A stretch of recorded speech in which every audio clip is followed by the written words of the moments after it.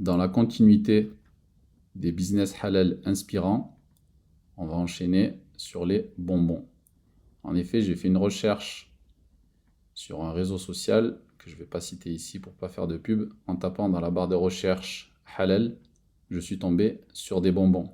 Il y avait plusieurs pages où les bonbons atterrissaient premiers. Donc je me suis dit, je vais faire une petite recherche. Je suis allé sur le marché américain.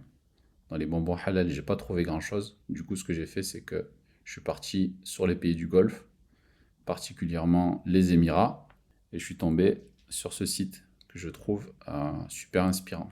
Donc ce qu'il propose, c'est des bonbons suédois avec des conditionnements en baguette. Ici, il propose des boîtes cadeaux en vrac, en sachet, et après les tablettes de chocolat qu'on connaît tous, classiques. Donc voilà un exemple de bonbons qu'il propose. Ce que j'ai bien aimé, c'est que ce sont des bonbons qui sont à la fois vegan, qui n'ont pas de gélatine ni d'huile de palme. Et on sait que le sujet gélatine au niveau des bonbons, dans la communauté, il y a beaucoup de monde qui en parle. Est-ce qu'on peut en consommer, il ne faut pas en consommer, etc. Et du coup, le client ne se posera pas la question, est-ce que je peux en manger ou pas, vu qu'il n'y a pas de gélatine. Et en plus de ça, c'est pas fait avec de l'huile de palme. Donc là, il y a une petite description du produit. Là, il met les ingrédients qu'il compose et les apports nutritifs. Intéressant, intéressant. On passe à la suite. Il propose également des box cadeaux que je trouve super jolis.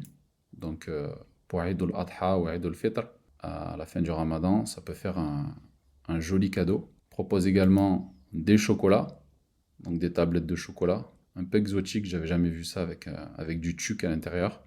Donc ça aussi, ça peut être intéressant de ramener ces types de chocolat dans la région où vous êtes, si ça n'existe pas.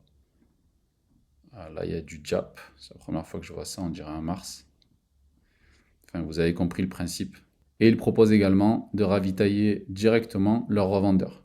Ils passent dans votre magasin, chaque semaine par exemple, et ils vont remplir tous les bonbons qui sont manquants. Donc ça aussi, ça peut être intéressant. Si tu envisages d'être grossiste, tu peux t'inspirer de ça. Chaque semaine, tu passes chez tes revendeurs avec ta camionnette et tu remplis les bonbons manquants. Voilà. Dis-moi ce que tu en penses en commentaire et je te dis à une prochaine vidéo, Inch'Allah.